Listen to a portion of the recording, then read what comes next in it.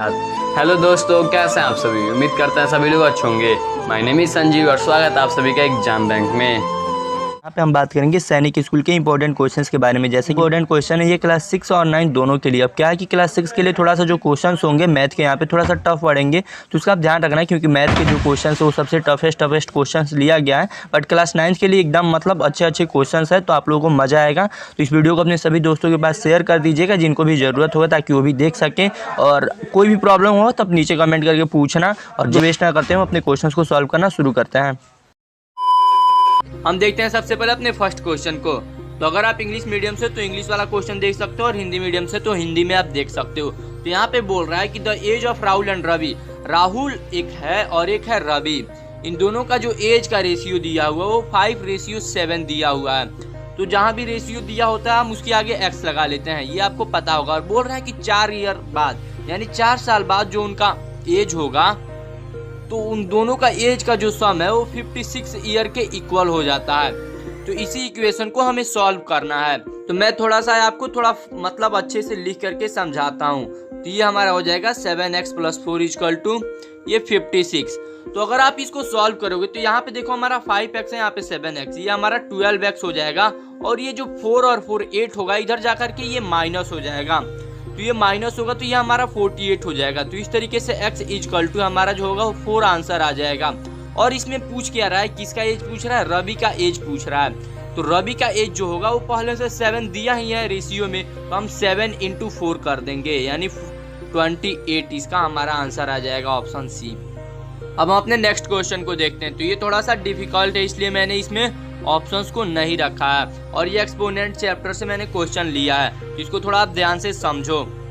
तो इसमें आपको 2 रूल समझना है। तो सबसे पहले हम पहला रूल समझते हैं। अगर 2 पे पावर -2 है तो हम इसको ऐसे भी लिख सकते हैं 1/2 पे पावर सिर्फ 2, यानी माइनस को हटाने के लिए हम इसको 1/ ऊपर कर देते हैं और नीचे 2/2 कर देते हैं, 2 पे पावर 2 कर देते हैं। और इसको हम रिवर्स भी कर सकते हैं। अगर 1/2 पे पावर -2 है तो हम इसको ऐसे भी लिख सकते हैं सिर्फ 2 पे पावर +2। मतलब इसको माइनस हटाने के लिए मतलब हम इसको डिवाइड कर देते हैं 1 से, आप ऐसे समझ सकते हो।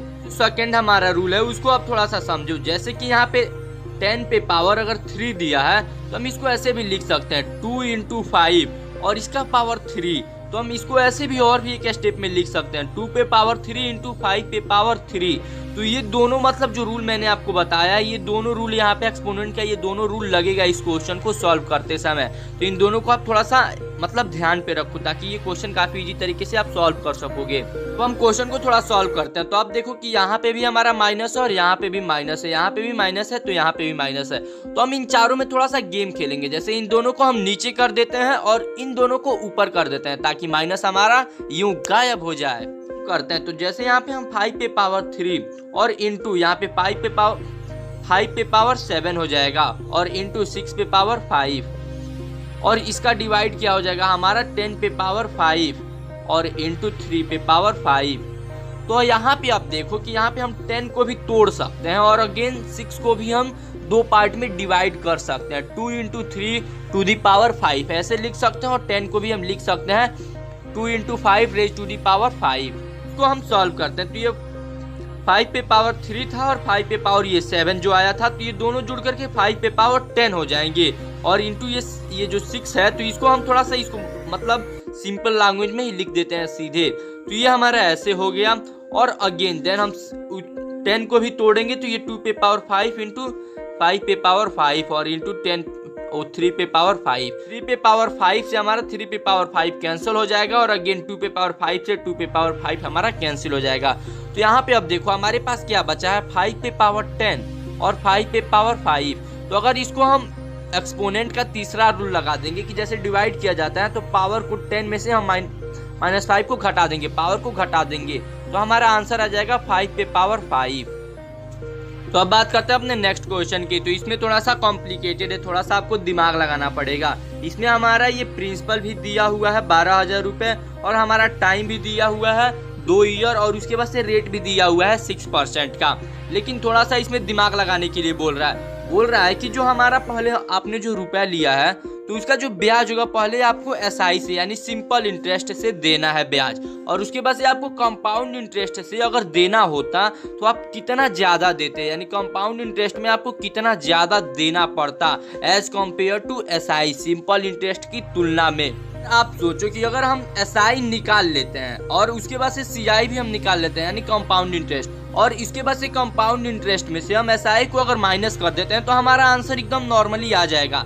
तो इसलिए हमको हम थोड़ा सा यहाँ पे दोनों लगाएंगे, यानी एसआई भी हमको लगाना पड़ेगा और सीआई भी लगाना पड़ेगा। तो सबसे पहले एसआई के रूल से हम निकाल लेते हैं, तो ये नॉर्मली हमारा हो जाएगा 12,000 इंटू 6 इंटू 2 और बाई 100। तो इसको अगर हम सॉल्व करेंगे तो ये हमारा आ जाएगा 1440 रुपीज, ये हमारा आ गया एसआई जो है। अब हम अपना सीआई निकालते हैं, तो इसमें भी हमको थोड़ा सा मतलब ये थोड़ा सा कॉम्प्लिकेटेड होता है। तो ये आप नॉर्मली मतलब आपको शायद पता भी होगा 1 प्लस यहाँ पे आर जो हमारा 6% और यहाँ पे बाई 100, और यहाँ पे जो टाइम होता है वो पावर में कन्वर्ट हो जाता है। तो इस तरीके से हो गया, और उसके बाद से इसमें जितना भी आएगा उसको हम 12,000 से माइनस कर देंगे तो हमारा सीआई निकल जाएगा। तो इस तरीके से अगर इसको हम पूरा सॉल्व करेंगे तो ये कॉम्प्लिकेटेड हो जाएगा, इसलिए मैं आपको सीधे इसका आंसर बता दे रहा हूँ।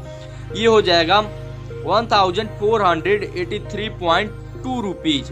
अब यहाँ पे हमको क्या करना है कि ये जो सीआई आया है 14,832 ऐसे करके, और इसमें से 440 और ये 0.00 इसको हम कर लेते हैं। तो जब इसको हम सॉल्व करेंगे तो ये हो जाएगा हमारा 0.2 और 4 यहाँ पे आ जाएगा, यानी जो ऑप्शन हमारा 4 है वो सही हो जाएगा, यानी 43.2 हमारा आंसर हो जाएगा 43.2 रुपीज। आंसर हमारा यही ऑप्शन डी सही है। अब बात करते हैं हम अपनी नेक्स्ट क्वेश्चन की। तो इसमें क्या बोल रहा है कि ए और बी का जो रेशियो दिया है एज का वो दे दिया है 5:7 और बोल रहा है 4 साल बाद। तो आप ये मत बोलना ये पहले क्वेश्चन की तरह, नहीं, उसके बाद से 4 साल बाद बोल दे रहा है कि इन दोनों का जो एज का रेशियो है वो 3:4 हो जा रहा है। तो इसको थोड़ा सा हमें मतलब थोड़ा सा इसको अलग तरीके से बनाना पड़ेगा। ये जैसे यहाँ पे 5 और बाई 7 लिख सकते हैं हम रेशियो में है तो यहाँ पे ये दोनों एक्स हो जाए, क्योंकि मैंने बताया था जहाँ भी रेशियो रहेगा एक्स लगा सकते हैं। और बोल रहा है कि 4 साल बाद इन दोनों का एज का जो रेशियो 3/4 हो जा रहा है। तो अगर अब इसको हम क्रॉस मल्टीप्लाई करा देते हैं इन दोनों को तो ये हमारा आंसर आ जाएगा एकदम नॉर्मली। यहाँ पे मतलब हमको x का वैल्यू पता चल जाएगा। तो इसको हम थोड़ा सा सॉल्व करते हैं, इस इक्वेशन को अब थोड़ा सा हम सॉल्व करते हैं। तो यहाँ पे अगर हम सॉल्व करेंगे तो आप इन दोनों का क्रॉस मल्टीप्लाई करा सकते हो और उसकी वजह से जो इक्वेशन आएगा उन दोनों को इक्वल कर सकते हो। तो इस तरीके से जो हमारा x का वैल्यू आएगा वो आ जाएगा हमारा 4 आ जाएगा x का वैल्यू। और हमसे यहाँ पे क्या पूछ रहा है, v की वर्तमान आयु यानी b की प्रेजेंट आयु पूछ रहा है, परसेंटेज पूछ रहा है। तो हम b का जो रेशियो है वो 7 है, तो 7x है यहाँ पे, तो 7 × 4 हो जाएगा, यानी ये हो जाएगा हमारा 28 ईयर्स, यानी ऑप्शन बी हमारा बिल्कुल करेक्ट है। नेक्स्ट क्वेश्चन में क्या बोल रहा है कि ये जो दिया हुआ है 5 सेंटीमीटर ये एक स्क्वायर वाला फिगर है। यहाँ पे ये जो फिगर दिया हुआ है ये स्क्वायर साइड का है, तो इसके चार मतलब जो जितने भी साइड होंगे वो इक्वल होंगे, यानी सभी के सभी 5 सेंटीमीटर के होंगे। और बीच में बोल रहा है कि इसमें एक रेक्टेंगल कट हो रहा है और उसका जो हाइट दिया हुआ है वो 4 सेंटीमीटर दिया हुआ है। तो पूछ रहा है कि और जो शेडेड एरिया ये सभी है इन सभी का एरिया कितना होगा।